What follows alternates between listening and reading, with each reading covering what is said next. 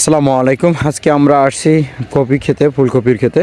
সেই ক্ষেতে আমরা সরাসরি এক কৃষক ভাইয়ের সাথে যুক্ত হবে এই ফুলকপির চাষ পদ্ধতিটা এবং কিভাবে চাষ করলে উনি ভালো ফলন ফলাইতে পারে তার সাথে সরাসরি যুক্ত হব।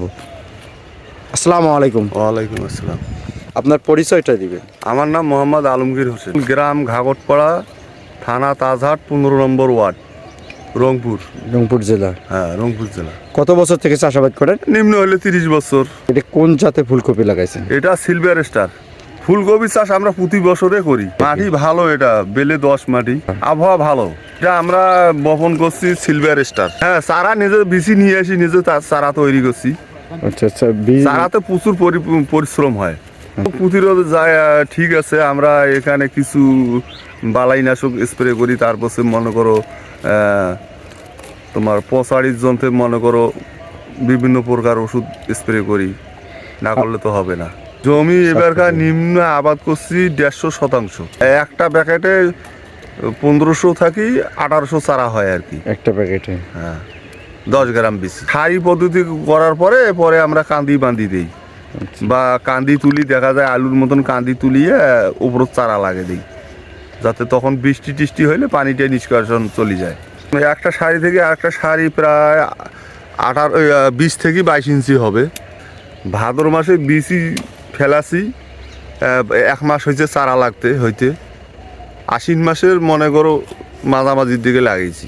মাটিটা মনে করো চাষ দিয়ে গোবর সার, জৈব সার, গোবর সার দিছি, চালানি সার কিছু প্রয়োগ করছি, এমওপি, টিএসপি, তারপরে জিপ, সালফার। 1 একর মাটিতে প্রায় 200 কেজি 300 কেজি চাষ চলে গেছি, সব মিলিয়ে আর কি।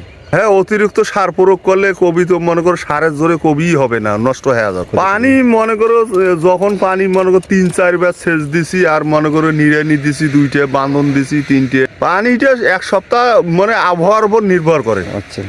পুরো খেতে তৈরি হইতে প্রায় আমরা এখানে 5 বার পানি প্রয়োগ করছি। আগাছা আমরা ওই যে আগাছা তো এখানে নিড়ানি দিছি লোক দিয়ে, গাছে কোনো সাপোর্ট দেওয়া লাগে না। ফুলকপির গাছে বর্তমান এই পচাড়িটাই দেখা যায়, তাছাড়া আর কোনো কিছু বেশি আক্রমণ করে না। পোকা সেরকম আক্রমণ করে না। শীতকালে পোকার একটু প্রভাব কম পড়ে। সাহাম যেটা মনে করো প্রয়োগ করলে বেশি ক্ষতি হয় না, সেটাই প্রয়োগ করে। তাছাড়া অন্য কোনো বিষ স্প্রে করি না। মশারির জন্য যেটা পচাড়ির জন্য গোল্ডাজিম ব্যবহার করছি। এটা আমাদের বপনের প্রায় 65 থেকে 70 দিন মধ্যে বাজারজাত করা যায়। মাঝে মাঝে যেগুলো দেখা যায় কিছু ডিস্টার্ব হয়, কিন্তু সমস্যা হয় না। আবার তো আর সব গাছ গাড়লে সব গাছে ভালো হবে না। ফলন এটা আমরা কাটতেছি ডিসেম্বরের মনে করো 10 তারিখ থেকে শুরু হয়, ডিসেম্বর মাস ঘুরালে থাকে। এই 20 দিনের মধ্যে শেষ হয়ে যাবে আমাদের ক্ষেত। 65 দিনের মাথায় কাটা শুরু করছি, 65 থেকে 70 প্রতিদিন এখন কাটা লাগবে। আমরা এখন বিক্রি করতেছি পৌর বাজারে। আমরা তো আসলে মূলত যে ভ্যান পাঠিয়ে দিছি, গেছে ভ্যানালারা বিক্রি করতেছে আড়তে। ফুলকপি বড় চ্যালেঞ্জ হচ্ছে আবহাওয়া অনুকূলে, মনে করো আবহাওয়ার সাথে যুদ্ধ করে এটা আবাদ করা লাগে।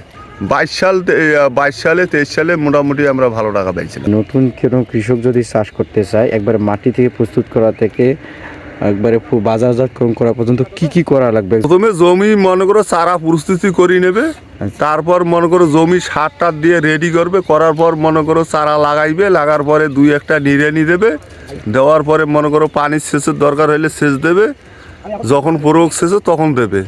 সেচ জমি অনুযায়ী দেখি দেওয়া লাগবে। তারপর মনে করো যখন মনে করো 2-3টে হয়তো পচাড়ির ওষুধ টষুধ স্প্রে করা লাগবে, তারপর মনে করো বাজারজাত করবে।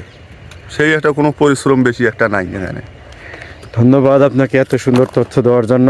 আমরা আসলে ফুলকপি যারা চাষ করতে চায়, আসলে অনেকেই ভাবে যে লাভের আশায়, ব্যবসা বা চাষের ক্ষেত্রে অনেক সময় লাভ লস দুটাই থাকে, বা কারণ বাজার এবং উৎপাদন ক্ষমতার উপর নির্ভর করে আপনার যে কোনো জিনিসের ভালো আয় করার।